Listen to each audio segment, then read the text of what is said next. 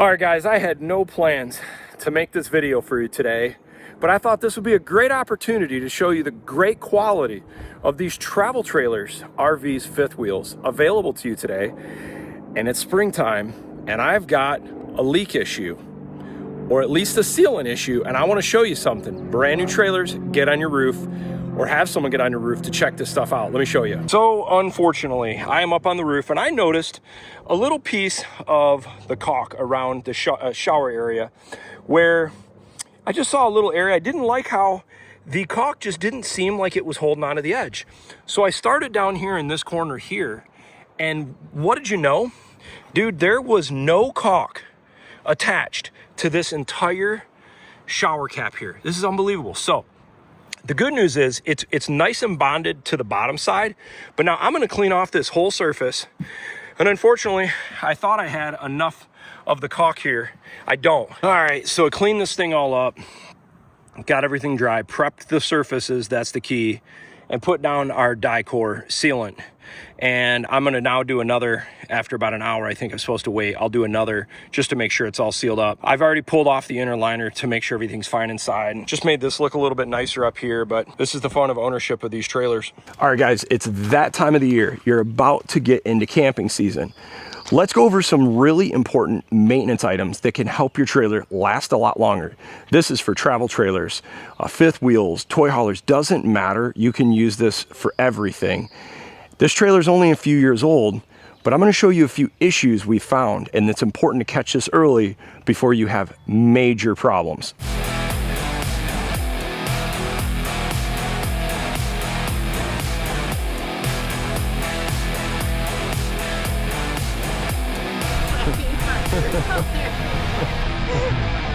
All right, first we're gonna start with the front of the trailer, and I'm just gonna talk about the exterior. Exterior wise, I always wash my trailer after every single use because bugs and crap gets on the front of this thing. Now the end of the season is over. I'm gonna wash this thing, and we're gonna throw a coat of wax on this entire thing. I like to use a non-spotting soap because then you can dry it without a towel and it won't leave any residue. The other thing is sometimes you get like black marks. I don't know if it'll pick up on the camera, little streaks from sitting, and you can kind of see it in some of these areas. So we'll try to wash this off first, and then we'll use like some of the other different products, and then we're gonna get on the roof and just take an inventory of looking at the roof. And then also it's a good idea to check every single seam. Clean this off with like a wet rag, damp rag. You can kind of just take a look.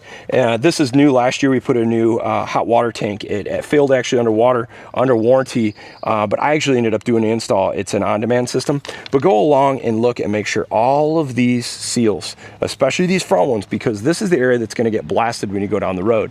So I'm going to check these seams, and I already just cleaned these, even though I got a little bit of residue on here. And if the caulk is not adhered good, what you want to do then is clean up the caulk, and if you can, pull it off in a manner that won't damage the paint or the other mating surface. You can remove it and then caulk over, and it's really important, use the recommended caulk from your manufacturer. Our hitching system looks pretty good. We tried to cover up some of this stuff through the winter time, but we'll inspect that once we get the trailer reconnected. We've already connected the batteries and did the summerization process, which is very specific to this one because this has the Keystone Solar Flex 440 system. So there's like 3 switches. You have to turn them on a certain way. I'm going to check all these lights, make sure they're all sealed up. Even things like these, make sure all of these are sealed up good. Top edges, the butyl around the windows, top of the awning, make sure that's good. We're going to wash all this. Make sure even like little screws like this, because you don't want these things coming off when you're going on the road, getting into a tire. We're going to check our tire pressure. At the end of last season, we already did the bearings, so the bearings should be good for this season. We've got our TPMS sensors on there, but we will remove them and make sure our tire pressures are at. One of the most important things you can do on a trailer is make sure your tires are at the recommended maximum cold pressure. If you do not have your tires at the recommended cold tire pressure for maximum weight carrying capacity, that's where you get tire blowouts. You do not want that under any if you can help it, you don't want to have that situation happen. And things you can do to minimize that is making sure your pressure. So if your tire min cold PSI rating is 65 PSI, you better be at 65 PSI, not 63. That 2 PSI difference reduces your load carrying capacity. Then what I like to do is just inspect the tread, just kind of go over this, make sure you don't have anything goofy. And I'm a huge fan. I've tried 3 different tire pressure monitoring systems. This is the only one I found that will repeatably work going down the road and has really quick feedback. So much so, it works so good that I've even found this thing will start going off because it's checking for temperature increases. If the trailer is set at a rest area and the sun is hitting that side, it immediately is like, oh, temperature is going up. I gotta make a change.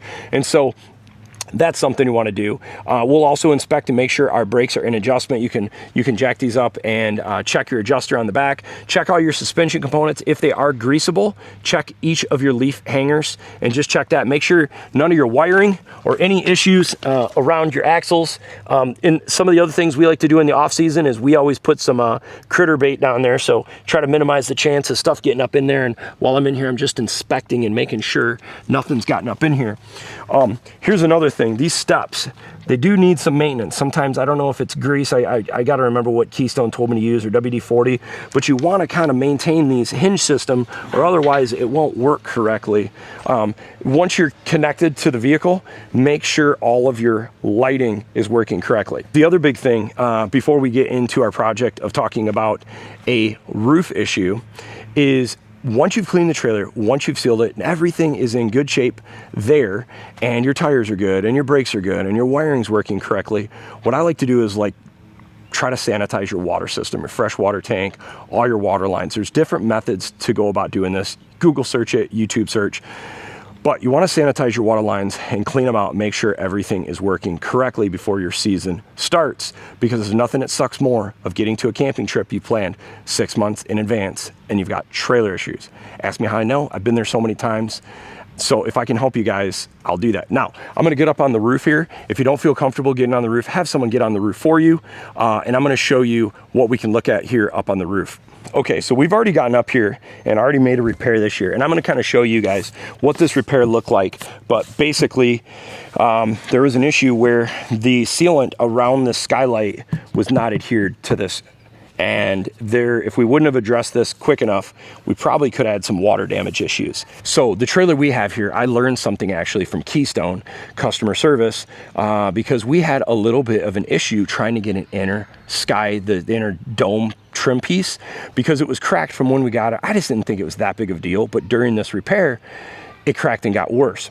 So I said, I'll order one. Dude, we called General RV. We called, they couldn't get us the right part number. Actually, they did get us the right part number, but I started trying to find a part. I ordered 4 of these things from a local parts camper repair store. They couldn't get the right piece. Then I found this rvcountry.com, try to call their customer service. They don't answer. It's like an online only company. Ordered 2 different ones from them, and I'll show you, neither of them were the correct ones that they sent. So I decided I'll just call Keystone direct. I hate to bother these guys. It's not a big deal. It's like a $40 part. Who cares? The trailer's like out of warranty by a year. I'll do it myself. Dude, I couldn't get it figured out. General couldn't find the right part. Local parts place couldn't find it. Google couldn't help me. Called the manufacturer. Guys, I'm not joking. Less than 2 days later, the right part is at my doorstep. So I want to thank Keystone for helping us with getting this part. And these guys are so awesome. They even sent this to me for free. And I didn't even ask for it for free. And I didn't use the YouTube channel. They didn't even know I had a YouTube channel. I was gonna pay for it. It's a $40 part, who cares? But they felt bad that it was cracked from new. They made it right and the part showed up 2 days later. And this is a very specific part. So if you have an issue, guys, call the manufacturer. A lot of these manufacturers will work with you as long as you're decent. So when you get on your roof, first thing you want to do is walk around every single protrusion on the trailer and make sure that everything is sealed up good. I've already went on the trailer and already checked everything. We've went over the whole roof.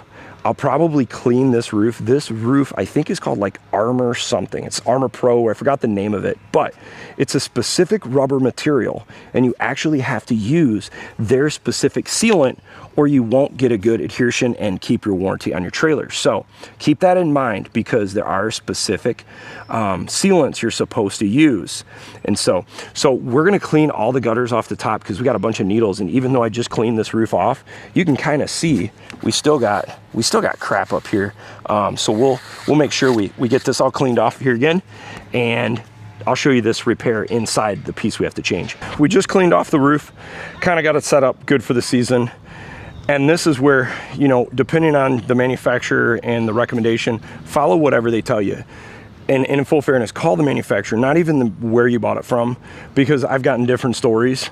And at the end of the day, the manufacturer is who's gonna manage your warranty claim if you have an issue. So whatever they tell you to use for cleaning product or sealants, use that and go from there. Getting one of these inner skylights was way harder than it should be. Why? Because Keystone in this trailer uses a very, very specific width, but more so, it's more about this contour of this skylight. And let me show you what I mean. These are both considered 14 by 22s. The problem is see this taper right here? Without this taper that goes in, even though the outer dimension and flanges are similar, it will constrict, and I'll show you what happens with some of these different designs. And the other problem is you've got the existing holes. This is a brand new design of the replacement, but check out this difference in width. So this width, even though it doesn't look like much, about a 1/2 inch on each side, it doesn't cover up the existing holes, which you could see. So because of that, we can't use this one. You got to use the OEM replacement. The other thing that's interesting is our original one did not have holes drilled in it, and it was cracked. And it's one of the reasons, it's actually the only reason I'm replacing it. And I'm noticing this version actually kind of comes pre-drilled, and we're going to clean these holes up a little bit before we install this. So we had to remove this just because I didn't like how the original one had a crack. You can kind of see I glued it up. The problem is during gluing and trying to put it back together, it cracked even worse, and this piece here came off. So this piece, like the original, fits in correctly. But we're gonna now try this new one over. So you can kind of see where it cracked from the factory. And this is the replacement. You can see it's identical design, and you can see where that piece is missing. So we're gonna make sure these holes are drilled out correctly, and then we're gonna reassemble this thing back up in there. And I'm gonna show you how this one won't fit in there. So it fits. The problem is, look at the flange along the side. It's too narrow, so it won't fit up correctly. So now what we're gonna do is we're gonna make sure each of these holes are drilled out clean. That one is fine, but these two here, make sure this is clean. Because if you don't do this, what'll happen is when you put your screw through, there's a high chance it can crack the plastic, and that's what we're trying to not do, considering that's what we just replaced. All right, we're gonna switch our bit out to a regular Phillips and reinstall. All right, and just like that, we got the new trim piece in there. So now we'll clean everything up and go through the whole rest of the trailer. We like to clean all the floors down. I didn't see any remnants of any critters, which is good, but we'll go through all the floors, clean everything just to make sure. But so far, everything's looking pretty good, and I'm glad finally this project is completed. Okay, I hope that little video is helpful for you guys. I'm fortunate that Keystone, man, how cool is that? These guys sent that part for free. Not that it's an expensive part, and I didn't even ask them to do it. I think they just felt bad because I struck out 4 times trying to get this thing fixed, and they just sent it free of charge. So I hope this helps you guys getting ready for your camping season. Don't wait until your next trip starts the day before to start looking at this. I'm starting like 2 months in advance, because I've had so many problems where you get on the road and there's a problem that I could have fixed before the trip starts. These things are man-made products. They shake, they rattle, they break going down the road. I mean, we've had trouble with every single brand. There's none of them that are perfect. And if you expect it to be perfect, you're gonna be extremely discouraged. What I tell you is, in the process of trailer ownership, if this is your first trailer, go in with extremely low expectations. I'm sorry to say that, but just go in low expectation and you'll enjoy the process in camping for what it is. but these trailers are not perfect and they've got lots of problems. So what you can do is do your maintenance and take care of things before your trip starts, and that'll remove a lot of the variables of chances of having a problem on the way camping or camping. Hey guys, I hope you enjoy this video. If you're interested in any of the products, I'll put a link down below of some of the things we've liked that have worked for us and our trailers. Thanks for watching.